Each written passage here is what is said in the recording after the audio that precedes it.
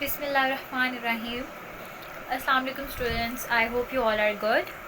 Today we are going to continue our chemistry lecture chapter number 1, which is about to end. So I'm going to finish our last topic, then we move towards the exercise, short questions, long questions and numericals. So the last topic of this chapter is about the molecularity of the physical world. The nature of physical world as perceived through men's senses has been investigated in depth. The biggest lesson we learned in the 20th century is that chemistry has become a central science. It lets the discovery of every chemical reaction in any living and non-living things based on the formulation of molecules. इसमें वो हमें ये बता रहे हैं कि जो एक फ़िज़िक्स का वर्ल्ड है, जैसे एक बियोलॉजी का वर्ल्ड है जिसमें सिर्फ बियोलॉजी को डिस्कस किया जाता है, इसी तरह केमिस्ट्री का है, इसी तरह फिज़िक्स का है, और and every branch of science is inter related with each other. कि अगर हम फिज़िक्स की बात करें, अगर उसमें हम केमिस्ट्री को इन्वॉल्व नहीं करते या मैथ्स को इन्वॉल्व नहीं करते तो हमारे पास फिज़िक्स कभी भी कंप्लीट नहीं होगी. इसी तरह बियोलॉजी की बात करें, उसमें जब तक केमिस्ट्री और मैथ्स नहीं इंक्लूड होंगे तब तक हमारी biology is incomplete. And if we discuss the chemistry, अगर उसमें फ़िज़िक्स नहीं है या मैथ्स नहीं है तो हमारी केमिस्ट्री भी क्या है, इनकम्प्लीट. तो फिज़िक्स का जो हमारे पास एक वर्ल्ड है जहाँ पे फिज़िकलिटी को डिस्कस किया जाता है, वहाँ पर बहुत से आप साइंटिस्ट ले लें, केमिस्ट ले लें, जिन्होंने डीपली केमिस्ट्री की जो मॉलिक्यूल्स हैं या फिज़िक्स के जो मॉलिक्यूल्स हैं उनको डिस्कस किया. उसमें उसने हमें ये कहा है कि 20th सेंचुरी में ये बात जो है वो कंफर्म कर ली गई थी कि केमिस्ट्री जो है ना हमारे पास एक सेंट्रल साइंस है. सेंट्रल साइंस मतलब कि chemistry is in the centre and rest of all branches are in the side. कि हर ब्रांच में केमिस्ट्री हमेशा जो है वो इन्वॉल्व होती है. Without chemistry every branch is incomplete. So that's why chemistry called a central science. उसके बाद उन्होंने हमें ये कहा है कि इसमें हमारे पास सेंट्रल साइंस ऑफ जिसको हम केमिस्ट्री कहते हैं, उसमें बेसिकली है क्या हमारे पास, इसमें है केमिकल रिएक्शंस लिविंग और नॉन लिविंग थिंग्स के दरमियान में होते हैं. यानी कि केमिकल रिएक्शंस लिविंग थिंग्स के ऊपर भी हो रहे हैं और नॉन लिविंग थिंग्स के भी ऊपर हो रहे हैं. ठीक है. और जो हमारे पास बेसिकली जो हम रिएक्शंस कर रहे हैं उनके ऊपर, इसमें हमारे पास फॉर्मुलेशन ऑफ मॉलिक्यूल्स जो है वो इन्वॉल्व है. ठीक है. अगर हम फिज़िक्स की बात करें, फिज़िक्स ऑल्सो इंक्लूड मॉलिक्यूल्स. तो इसमें यही बताया गया कि डिस्कवरी हुई थी एवरी केमिकल रिएक्शन की लिविंग और नॉन लिविंग थिंग्स पे, जो कि फॉर्मुलेशन ऑफ मॉलिक्यूल्स पे बेस करती थी. ठीक है. Are reaction in the smallest organisms और in the most developed species like man always takes place through the process of molecule formulation. तो जब एक स्पीशी की हम बात करें, वो भी उसकी भी डेवलपमेंट होती थी. जो प्रोसेस हमने किया है, फॉर्मुलेशन ऑफ मॉलिक्यूल्स का जो प्रोसेस किया है, उसी से उसकी डेवलपमेंट हो रही है. ठीक है. और ये रिएक्टिव है, यानी कि वो रिएक्शन भी शो करता है. ऐसे नहीं है कि हमने कोई रिएक्शन परफॉर्म कर लिया है फॉर्मुलेशन ऑफ मॉलिक्यूल्स का, लेकिन उस पर कोई इफ़ेक्ट नहीं हो रहा. तो everything which we are discussing has to be proved और डिसप्रूव. या तो रिएक्शन होना चाहिए या तो नहीं होना चाहिए. तो यहाँ पे ऐसा है कि डेवलपमेंट हो रही है. डेवलपमेंट सिर्फ इसीलिए हो रही है क्योंकि फॉर्मुलेशन ऑफ मॉलिक्यूल का रिएक्शन जो है वो उस पर रिएक्टिव रहा है. Corpuscular nature of matter. Corpuscular nature of matter का अब हम डिस्कस करेंगे कि उसको क्या कहते हैं. पहले तो हमें ये समझना है कि वो टॉपिक में हमें क्या क्या रहे हैं. कर्पस्कुलर नेचर ऑफ मैटर होता है बेसिकली, ये हमारे पास एक फिजिकल थ्योरी है that supposes all matter to be composed of minute particles. The theory became important in the 17th century and it amongst the leading corpuscularians were Thomas Hobbes, René Descartes, Pierre Gassendi, Robert Boyle and Isaac Newton और I guess John Locke थे. ठीक है. ये सारे scientist थे जो कि इस कॉर्पस्कुलर नेचर ऑफ मैटर की थ्योरी में इन्वॉल्व थे. उन्होंने थ्योरी की थी और उन्होंने कहा था कि ये कंपोज करता है 2 मिनट पार्टिकल. मिनट पार्टिकल के एवरी आफ्टर 1 मिनट जो है वो एक पार्टिकल है जो इसमें जो है वो कंपोज हो रहा है. ठीक है. अब हम इसकी फर्दर डिस्क्रिप्शन को पढ़ते हैं. In 1924 de Broglie put forward the theory of dual nature of matter. De Broglie ने 1924 में जो थ्योरी दी थी वो डुअल नेचर ऑफ मैटर थी, यानी कि matter has both properties of particles as well as waves. Dual nature of matter मतलब वो उसमें पार्टिकल्स भी थे और वेव्स भी थे. He explain the background of 2 ideas. He advocated that these 2 systems could not remain detached from each other. उसने जब डुअल नेचर ऑफ मैटर की थ्योरी थी जिसमें वेव्स और पार्टिकल्स थे, तो उसने कहा था कि आप इनको सेपरेट नहीं कर सकते, अलग नहीं कर सकते, इनको डिटैच नहीं कर सकते। कोई भी ऐसा आइडिया नहीं था जो कि इनको जो है वो डिटैच कर सके एक दूसरे से, ठीक है। By mathematically he prove that every moving object is attached with waves and every wave has a corpuscular nature as well. उसने हमें ये कहा है कि डुअल नेचर तो हो गया, पार्टिकल और वेव भी हो गए। उसने एक हाइपोथेसिस भी यहाँ पे हमें दे दिया है कि हमारे पास जो है वो डिटैच नहीं आप कर सकते, ये रिमेन स्ट्रॉन्ग रहेंगी। उसने हाइपोथेसिस के बाद उसको जनरेट करने के लिए एक अप्रूवल भी दिया। अप्रूवल कैसे दिया? मैथमेटिकली उसको प्रूव किया कि ऐसा बिल्कुल है। जब तक आप किसी चीज़ को प्रूव नहीं करते तब तक उसका इस दुनिया में होने का कोई मकसद नहीं है। बेसिकली साइंस भी इसी तरह, उसको प्रूवल और डिसप्रूवल चाहिए ही चाहिए। तो उसने प्रूव किया कि एक ऑब्जेक्ट जो है एवरी मूविंग ऑब्जेक्ट, उसने बात की है एवरी मूविंग ऑब्जेक्ट, वो अटैच होता है वेव्स के साथ भी, और एवरी वेव जो है उसका कर्पस्कुलर नेचर भी है, ठीक है। यानी कि वो पार्टिकल्स भी, मिनट पार्टिकल्स भी परफॉर्म कर रही है और वेव्स भी परफॉर्म कर रही है। तो दैट्स वेयर डुअल नेचर है। आपको कर्पस्कुलर नेचर ऑफ मैटर कभी भी जिंदगी में कोई भी पूछे ना, I guess it's the simplest way to describe कि डी ब्रॉगली ने डुअल नेचर ऑफ मैटर दिया था, जिसका बेसिक मतलब क्या था कि उसमें मैटर में बहुत प्रॉपर्टीज़ भी होती हैं और वेव्स भी होती हैं, ठीक है। मोल आ क्वांटिटी, नेक्स्ट टॉपिक है मोल आ क्वांटिटी। अब हम मोल के बारे में डिस्कस करने लगे। A computer counting with the speed of 10 million atoms a second would be take 2 billion years to count 1 mole of atoms.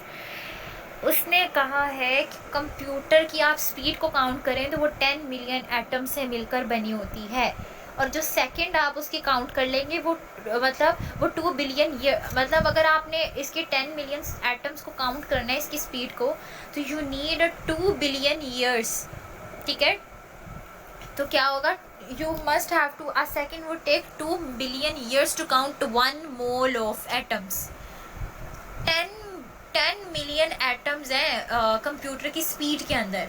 अब उसने कहा है अगर आपको ये जो एटम्स हैं इनके मोल ऑफ एटम्स को फाइंड आउट करना है ना, तो क्या होगा? 2 बिलियन ईयर्स लग जाएंगे सिर्फ एक मोल ऑफ एटम को काउंट करने के लिए, सिर्फ एक मोल ऑफ एटम को, ठीक है।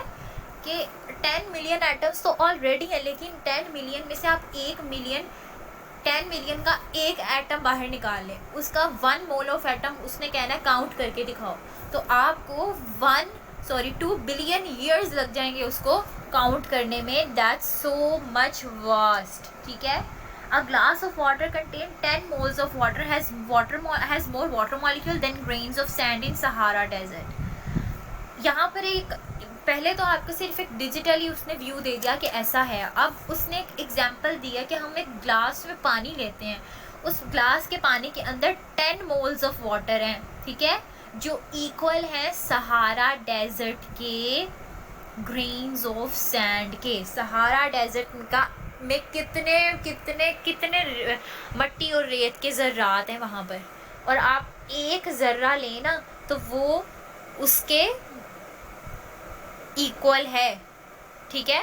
मतलब उससे भी ग्रेन्स ऑफ सैंड आप लें सहारा डेजर्ट के, millions billions I don't know countless हो सकते हैं, तो वो उससे भी ज़्यादा होते हैं 10 moles of atom. That's why it will take 2 billion years to count 1 mole of atom in everything, ठीक है। अगर आप किसी भी चीज़ में 1 मोल ऑफ एटम को काउंट करें तो it's completely unbelievable, you never count the exact amount of 1 mole of water, ठीक है। The next thing we are going to discuss the exercise। यहाँ पर मैंने आपको एक्सरसाइजेस के ऑप्शंस दिए हैं, ऑप्शंस के साथ आई एम गिविंग यू के ऑप्शंस के अंदर लिखा क्या है for your convenience. In the start of the notes you can see यहाँ पे शॉर्ट क्वेश्चंस मैंने आपको एक्सरसाइज के क्वेश्चंस दिए हुए हैं, शॉर्ट क्वेश्चंस हैं, लॉन्ग क्वेश्चंस हैं एंड न्यूमेरिकल्स हैं, ठीक है। तो बार बार एक स्टेटमेंट को लिखने से बेटर है कि आप वहाँ से 1 by 1 MCQ देखें, आपकी ऐसे प्रिपरेशन भी हो जाएगी, ठीक है। You can stop the video on that point, ठीक है। आप पहले सारे MCQs को याद कर लें अच्छी तरह, then you can stop the video on that point. तो आप उसको जो है वो ऑरली भी याद कर सकते हैं कि फर्स्ट MCQs का ये आंसर है, देन सेकंड का ये, एंड थर्ड का ये, एंड देन फोर्थ का ये, ठीक है। तो you can take the question from the very starting. I add the notes in the very starting, ठीक है। 1 बाय वन जो है वो स्टेटमेंट को रीड आउट करेंगे and then one by one I will discuss the answer, ठीक है। The first statement of our exercise is industrial chemistry deals with the manufacturing of compounds, ठीक है, in the laboratory, on micro scale, on commercial scale, and number D, on economical scale. The answer is B, on commercial scale. Sorry, the answer is C, on commercial scale, ठीक है। The answer is C, on commercial scale. I guess I wrote wrong on the MCQs because it's not micro, it's commercial, ठीक है। It's not micro, it's commercial scale. The next MCQs is which one of the following compounds can be separated by physical means. आप जो है हर MCQs जो है ना you can solve if you learn the chapter carefully, ठीक है। अगर आपने हर चीज़ पीछे से याद की हुई है तो it never gonna be feel like कि आपको MCQs नहीं आ सकते, आप MCQs कैसे सॉल्व करेंगे, ठीक है। ये तो सिर्फ एक्सरसाइज की बैक के पीछे MCQs है, आपको चैप्टर के अंदर से भी MCQs आ सकते हैं। तो उसके लिए आपको क्या है, you must have to read each word of the book. I provided you notes, उसके अंदर एज इट इज़ बुक वाला लिखा हुआ है, ठीक है। वो आपको फर्दर जो है वो एलेबोरेट करने के लिए I add some points in it, लेकिन होता वो सब बुक वाला है, ठीक है। तो you just have to read the book carefully, you just have to read the notes carefully, और हर चीज़ को जितना आप मेमोराइज करेंगे उतना ईजी होगा शॉर्ट क्वेश्चंस और MCQ सॉल्व करने के लिए, ठीक है। नेक्स्ट है हमारे पास सेकेंड, जिसका आंसर है ए, mixture. The third is the most abundant element occurring in the oceans is A, oxygen, B, hydrogen, C, nitrogen, D, silicons. Then the answer is A, oxygen. Which one of the following elements is found in the most abundance in the earth crust? Oxygen, aluminium, silicon and iron. Obviously क्या होगा, oxygen. Earth crust में जो है कौन सा जो most abundantly पाया जाता है वो है oxygen.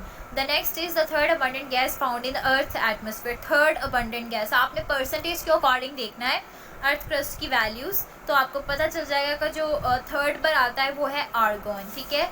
The number 6 is one atom atomic mass is equivalent to 1.66 into 10 raised to power minus 24 milligram.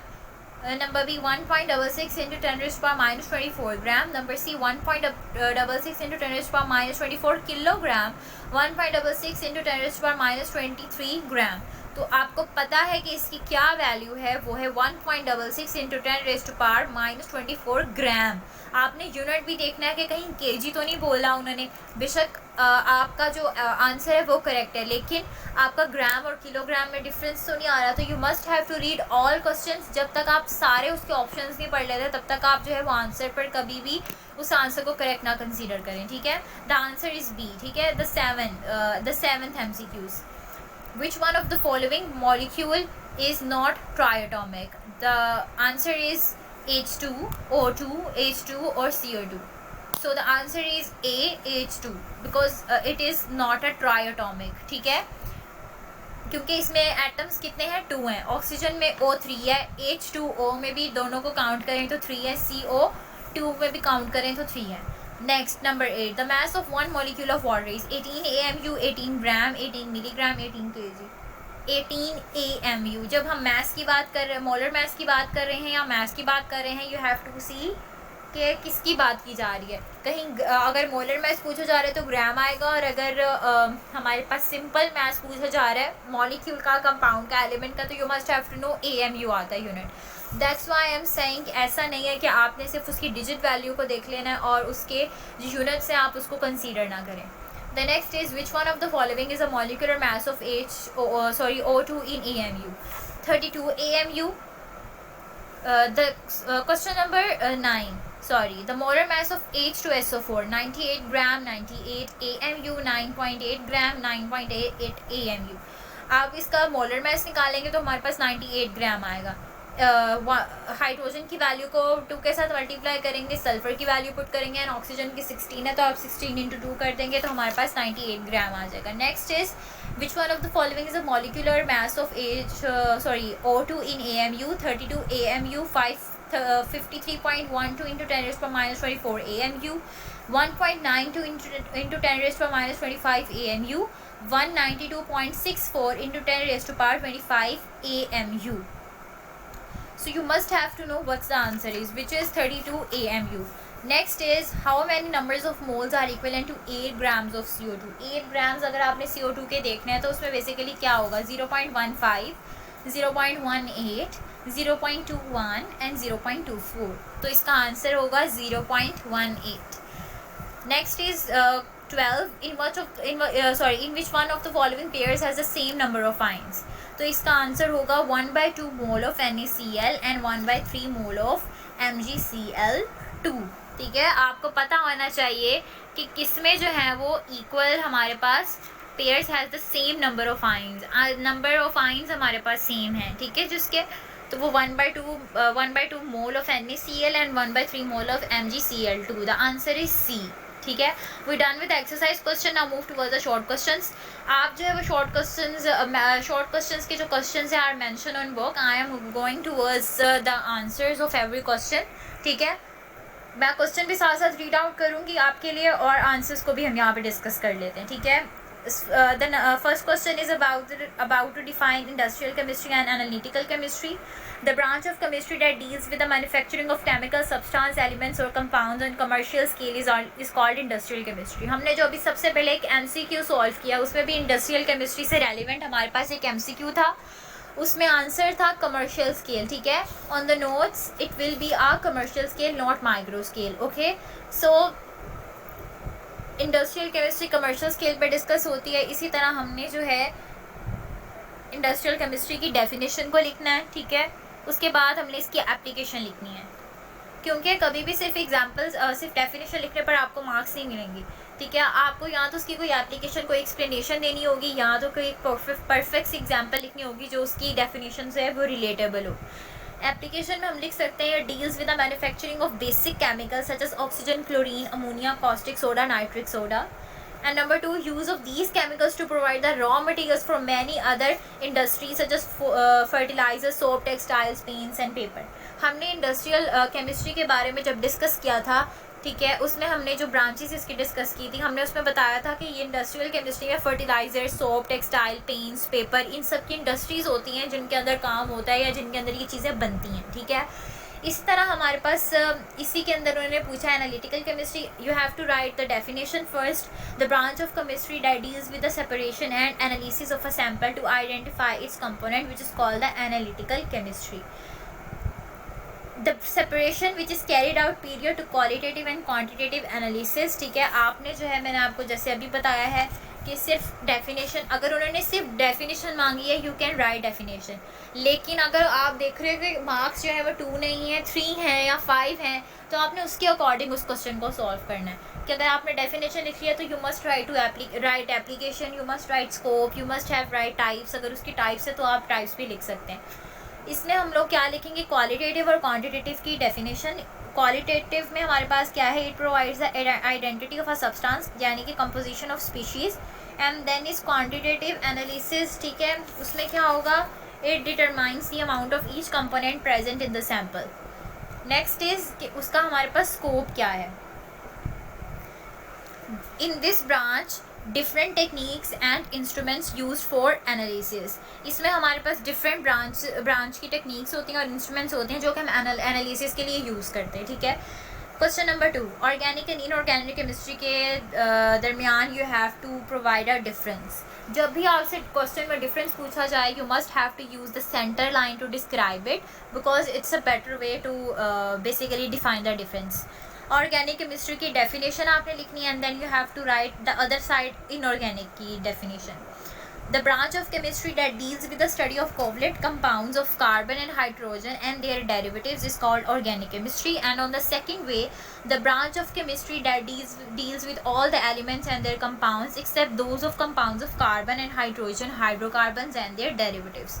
Organic chemistry की आप बात करें तो इसमें हम लोगों ने स्कोप बताना होता है। स्कोप क्या है? Organic chemistry determine the structure and the properties of these naturally occurring as well as synthesised compounds.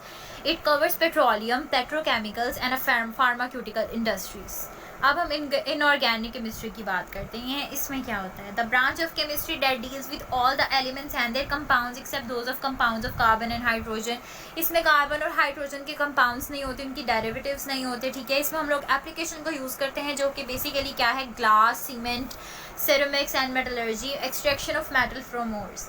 हमने जो है जो सबसे पहले ब्रांचेस को डिस्कस किया था उसमें मैंने आपको इसके बारे में एक ब्रीफ सी डिस्क्रिप्शन दी थी हर ब्रांच के बारे में। तो you can open that lecture and clear your points, ठीक है। अगर आपको किसी चीज़ की समझ नहीं आ रही, you can go towards the lecture number 1। You can definitely gonna learn from everything which you want to learn. Question number 3, आपने यहाँ पे बायोकेमिस्ट्री की डेफिनेशन लिखनी है और बेसिकली उसका स्कोप बताना है। आपने सबसे पहले डेफिनेशन लिख लेनी है बायोकेमिस्ट्री की, फिर उसका आपने स्कोप बताना है कि it covers all the chemical processes taking place in the living organisms such as synthesis and metabolism of biomolecules like carbohydrates, proteins and fats. मैं हर चीज़ के बारे में आपको लेक्चर वाइज बताती रही हूँ, इसलिए बार बार एक चीज़ को डिस्कस करने से भी जो है वो पॉइंट्स जो हैं you just gonna be mix up everything, ठीक है। तो अगर आपको कुछ समझ नहीं आए या if you can't memorise anything और कोई मसला हो रहा है, you can ask me in the comment box. Other than this you can go to my previous lectures of chemistry, lecture number 1, 2, 3, 4। You will find everything which you want to learn, okay. Next is question number 4। हमने question number 4 में homogeneous और heterogeneous mixture के दरमियान में difference बताना है, ठीक है। और डिफरेंस जो है you must have to side by side. Homogeneous means same यानी कि uniform, and hetero means different. Mixtures that have uniform composition throughout are called homogeneous mixture, ठीक है। और वो mixture in which composition is not uniform throughout are called heterogeneous mixture. Uniform homo, hetero means not uniform. Homogeneous में आप examples लिख लेंगे air, gasoline और ice cream की, और हेट्रो में आप soil, rock, wood, concrete and paint की लिख लेंगे, जिसमें हमारे पास मॉलिक्यूल्स हैं वो एक यूनिफॉर्म स्टेट में नहीं होते, ठीक है। आपने डेफिनेशंस लिखनी है और उनकी एग्जांपल्स लिखनी है, then you will get 2 marks. अगर आप एग्जांपल्स नहीं लिखते तो आपके कभी भी 2 मार्क्स फुल नहीं आएंगे, ठीक है। Next is question number 5, what is relative atomic मास, ठीक है। और 1 AAMU जो है वो किसके इक्वल होता है, ठीक है। आपने सबसे पहले रिलेटिव एटॉमिक मास की डेफिनेशन लिखनी है, उसको डिफाइन करना है कि what is relative atomic mass. The average mass of an atom of an element as compare to 1/12 the mass of an atom of carbon 12 isotopes is called relative atomic mass। हम इसके बारे में भी जो है पीछे डिस्कस कर चुके हुए हैं। तो अब यूनिट आपने जब भी कोई डेफिनेशन लिखनी है, ठीक है, अगर आपने प्रीवियस लेक्चर्स अच्छी तरह याद किए हुए हैं एंड चैप्टर जो है वो आपने टॉपिक वाइज बहुत अच्छी तरह याद किया हुआ है, तो आपको हर चीज़ में पता होगा कि उसकी डेफिनेशन थी, उसका यूनिट था, उसकी एग्जांपल थी, उसकी एप्लीकेशन थी, उसका स्कोप था, ठीक है। तो जब आपको शॉर्ट क्वेश्चन पूछा जाए और वो 2 मार्क्स का हो, 3 मार्क्स का हो, 5 मार्क्स का हो, आपको अटैम्प्ट करना आना चाहिए। उसके लिए क्या होता है कि डेफिनेशन पूछी गई है तो you must have to write definition, ठीक है। और बस उन्होंने कहा है डिफ़ाइन करें, लेकिन इसका यह मतलब नहीं है कि आपने सिर्फ डिफ़ाइन करके छोड़ देना। आपको अगर उसका यूनिट आता है तो उसका यूनिट लिखें, उसका अगर सिंबल भी आपको आता है वो लिखें, और एग्जाम्पल मस्ट दें। Example is must, without these things आपको कभी भी फुल मार्क्स नहीं मिलेंगे, ठीक है। अब हम रिलेटिव एटॉमिक मास की बात कर रहे थे, इसका हम लोगों ने यूनिट लिखना है इसका यूनिट जो है वो क्या है, AMU with the symbol small a, small m and small u। अब हमने बताना है कि 1 AMU जो है वो कितने ग्राम्स के इक्वल होता है, तो 1 AMU is equals to 1.66 into 10⁻⁻24 gram की इक्वल होता है, ठीक है। Now move towards the question number 6, definition of empirical formula, ठीक है। आपने डेफिनेशन लिखनी है और आपने क्या करना है, उसकी एग्जांपल देनी। एग्जांपल में क्या है, you have to discuss the glucose with its simplest ratio. Glucose have the formula of C6H12O6। Then you have to go towards the empirical formula, तो ग्लूकोज के आप सिंपलेस्ट रेशियो लिखेंगे 1:2:1। कार्बन में हमारे पास अगर कार्बन, हाइड्रोजन और oxygen को आप मल्टीप्लाई करें 6 के टेबल के साथ, तो 6 1s are 6, 6 2s are 12 and 6 1s are 6, तो 1:2:1 हमारे पास एक रेशियो आ जाएगी, ठीक है। और इसका एम्पिरिकल फार्मूला क्या होगा, आप रेशियो से ही एम्पिरिकल फार्मूला वो लिख सकते हैं। You never have to write 1 in the formula. आप 2 लिख सकते हैं, 3 लिख सकते हैं, 4 लिख सकते हैं onwards, but you never can't write 1. तो इसका एम्पिरिकल फॉर्मूला आ जाएगा CH2O because the atoms of hydrogen are 2. Now move towards the question number 7. ठीक है, क्वेश्चन नंबर 7 में उन्होंने हमसे पूछा है कि हम जो है हाइड्रोजन और ऑक्सीजन को एलिमेंट्स क्यों कहते हैं और वाटर को हम कंपाउंड क्यों कहते हैं. ठीक है, hydrogen and oxygen are elements because they have same type of atoms and having same atomic number and it cannot be decomposed into simple substances by chemical means. अगर आपने इस लेक्चर के स्टार्ट में ही एलिमेंट्स को याद किया था, उनके सिंबल्स को याद किया था, उनके एटॉमिक मैसेज को याद किया था, तो आपको हमेशा याद रहेगा कि पीरियोडिक टेबल में एलिमेंट जो थे हमने वो पढ़े थे और उसमें हाइड्रोजन और ऑक्सीजन था. बेसिकली हाइड्रोजन और ऑक्सीजन एक एलिमेंट्स हैं जिनका सेम एटॉमिक नंबर है, सेम हमारे पास सेम टाइप ऑफ एटम्स हैं. ठीक है, लेकिन इनकी रिप्रेजेंटेशन डिफरेंट है. हाइड्रोजन को H से रिप्रेजेंट करते हैं और ऑक्सीजन को O से. ठीक है, and it can not be decompose. हम इसको डिकम्पोज नहीं, elements never can be decompose. Compound decompose हो सकते हैं और वो एक सिंपल सब्सटेंस से बन सकते हैं, लेकिन एक एलिमेंट को डिकम्पोज नहीं किया जा सकता. वाटर को अगर हम कंसीडर करते हैं as compound because it is a substance made up of 2 और more elements chemically combined together in a fixed ratio by mass. As a result of this combination oxygen और hydrogen lose their properties and produce new substances. आपने पहले hydrogen और element का oxygen का बताना है कि वो एलिमेंट्स क्यों हैं and then you have to discuss water के वो कंपाउंड क्यों हैं. Next question, question number 8. Symbols are used for the elements instead of writing of their complete names. So it takes less time, save time, and element cannot be recognized by that symbol in all over the world. Basically question number 8 में उसने हमसे पूछा गया था कि आपने symbols के बारे में बताने हैं. हम बार बार एलिमेंट्स की बात करते हैं, उनके सिंबल की बात करें. एलिमेंट्स को तो हमने बहुत डिस्क्रिप्शन में डिस्कस किया, लेकिन सिंबल्स होते क्या हैं. बेसिकली हम लगा तो लेते हैं सिंबल्स के, हाइड्रोजन का H है, सल्फर का S है, ऑक्सीजन का O है, नाइट्रोजन का N है. तो बेसिकली सिंबल है क्या? सिंबल क्या है? They use for the elements instead of writing of their complete names. हमें उसके पूरे नेम्स ना लिखने पड़े, इसलिए हम उसका एक सिंबल यूज़ कर लेते हैं. सो फिर ये तो हमारा क्या है, टाइम भी कम लगता है, टाइम सेव भी हो जाता है और एलिमेंट की रिकॉग्निशन भी हो जाती है. Symbol represents the name of an element. Number 2, it represents one atom of the element. Number 3, it represents one mole of atoms of element. And number 4, it represents the atomic mass of an element. Example are oxygen and sulfur. आपको question ऐसा ही attempt करना है, then you will get 2 marks. आपने सबसे पहले उसकी definition लिखनी है, यहाँ बताना है कि वो किस पर्पस के लिए यूज़ होता है. Then come towards the 4 points and then give an example. ठीक है, this is the question number 8. Next is the difference between the mixture soft drink and water is compound.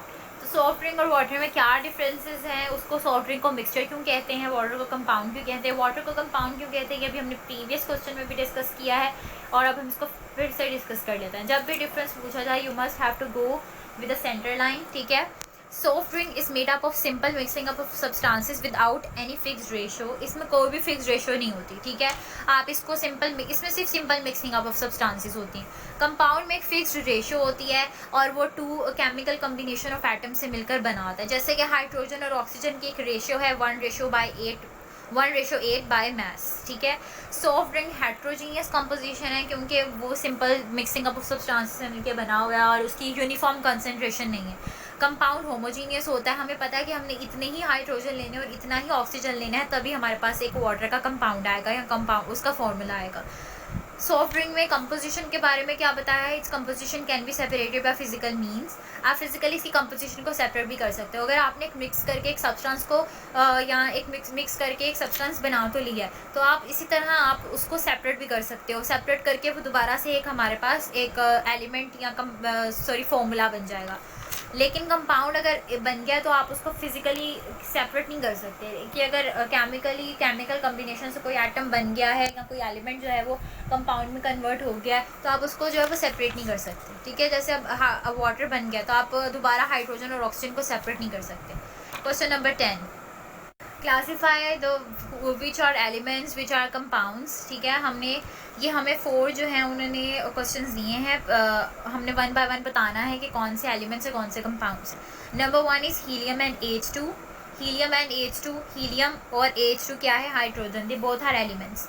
CO and CO पहला जो है वो capital है और हमारे पास फिर C है और स्मॉल O है.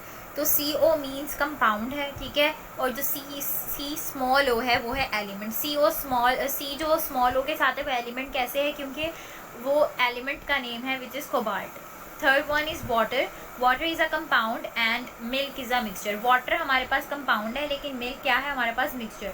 गोल्ड एंड ब्रास, गोल्ड को अगर हम देखें तो वो एक एलिमेंट है जिसका सिंबल था हमारे पास AU, और ब्रास को देखें तो brass is a mixture which is combination of simple mixing up of substances, ठीक है, जिसमें फिक्स रेशो नहीं है लेकिन वो मिक्सचर है, और आप इसको फिजिकल मीन से सेपरेट भी कर सकते हो। Next is the question number 11. We are going to discuss with 3 parts of the question number 11. Question number 11 is state the nature and name of substances formed by combining the following.